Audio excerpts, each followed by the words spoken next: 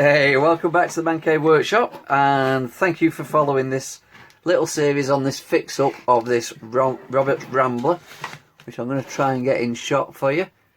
I just move the camera and then you can see all the bits. Right, so just to recap so far, we've recapped the board, and it does work. We tested it as we recapped it. Well, it did, but if you look at one of the other videos, this little green pesky speaker wire fell off. So we had to resolder it back on. Apart from that, we've done all the electrolytic capacitors in it. We've cleaned up the front. It needs a couple of brights on the top of these two buttons, which I do have, or buttons or knobs, whatever you want to call them. So we got the brights to go on there. We'll clean them up and glue them on, and that's basically the chassis done. With already squirted cleaner into the switch bank and into all the pots, all sorts of stuff like that. The speaker, cleaned it up, and it needed it was a little bit after cleaning it up, it got a bit weak, a bit tired. So if you look on the edge there, it looks shiny. What I've used is just PVA glue with a light brush and a really thin layer of it put on the outside diameter of the speaker. It's stiffened it up, got it back to its how it should be, its former glory, and it does sound excellent, to be honest. I've already tested it. We've got a dial face here, that's all cleaned up, that's ready to go back in. And these end trims that they got quite a few marks on the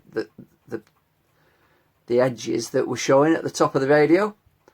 So what we're going to do, we're going to flip them over, so shiny side up. There is a little mark here, but nowhere near as bad as the other side of these things, so they'll look okay. Because let's face it, it's an old radio, and this one has had a hard life. There's a few nicks in the wreck scene here and there. We've tried to stop them going any worse by popping a little bit of glue in them to hold them down, some power glue. There's still a little bit of touch up to be done on the grill, the speaker grill here, which is easy. We'll just get a fine brush and touch up the black bits. The ends have taken 4 days to do. Now this is Danish oil, and I absolutely really enjoy using Danish oil and preparing the teak ends on these radios to get them to this sort of standard. This one's got a really deep grain, so you can see the Danish oil has like made the outside part of the wood really shiny, but kept the depth of the grain, so it looks fantastic.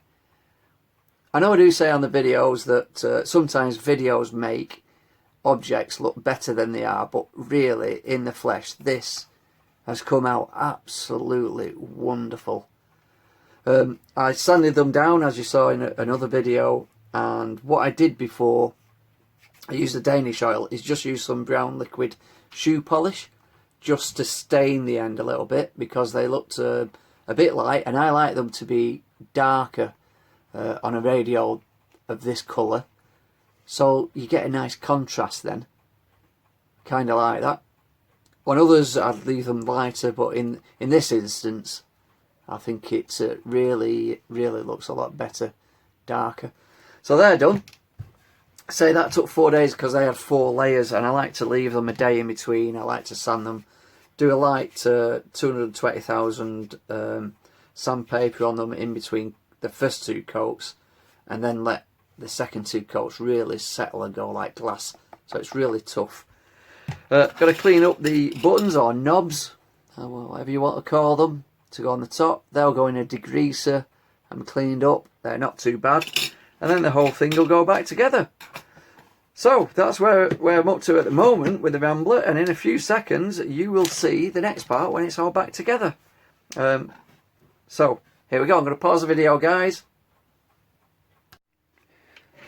So here we are, the Robert's Rambler all back together, and it's looking prouder than it did when it turned up. It's had a, I said hard life but it's had a used life, this one, because you can see it's got its little battle scars here and there still on the Rexine. I keep pointing out. What we've done, we've put the brights back on the tuning knobs and stuff, the on-off switch, the medium wave and the long wave switch. The knobs at the top, we've cleaned them up. They're looking a bit brighter than they did before. The ends have come out wonderful. That Danish oil is absolutely great stuff for refinishing the ends of these. It just brings them up so lovely. The back of it's got its grill, which is in good condition, apart from a little nick on the side here. The base looks good now.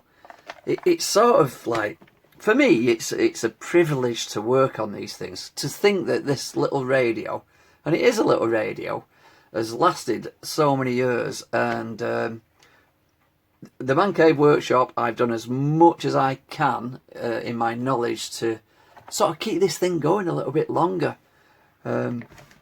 It's a lovely little set. So without further ado, let's put a battery in it and have a little listen to it before we close this one up. It's not, you know, you can get better examples of these radios, but this one's a good honest radio that's served probably many people well for quite a long time. Like I say, I do feel absolutely privileged to work on these sets. That they are a piece of history that we need to keep going. Let's turn it on. Let's go for long wave first. Turn the volume down and see what we get. We should get Radio 4 in the UK. Some heads of state from Africa approached Chancellor Merkel, saying that they were anxious about... Before we carry on, this is what I'm doing is what they're absolutely designed for, with a little turntable on the bottom. If you were out and about and the radio station didn't tune in well, the ferrite rod was pointing the wrong way, you could turn them. These were just portable radios that were made for that, so you can hear that demonstrated now. There's Radio 4. Coming through Libya in the need to and you can hear the country. As you turn the set, you can hear it tune in better. More credibility because one, Germany was never a colonial power in the region. Let's try medium wave. Give yourself a bit more credit, Kat, and keep at it. Thank you. I try my best. I'm going to take a question now from EJ. Kickoff 5:30 on TalkSport. Celebrating 20 swashbuckling years of TalkSport. So there we go. It's working. It's going to last many more years if it's looked after a little bit. I mean, this one's obviously been banged about, and it's probably been in suitcases. It's probably been slung here, there, and everywhere. That's why it was in pretty bad condition when it came cosmetically. Now it's looking as, it's not perfect by any means. It is not perfect. It is a used radio that hopefully will last a long time again. Like I say, such a privilege for me when a radio comes along to the Man Cave Workshop that we can work on. And thank you guys for watching the channel. Thanks for watching this little one. Well, this little one, I mean this little Rambler radio. Lovely thing. First one I've ever seen. So, moving on. We'll move on to the next radio soon. And as always, be good to each other, guys. Cheers.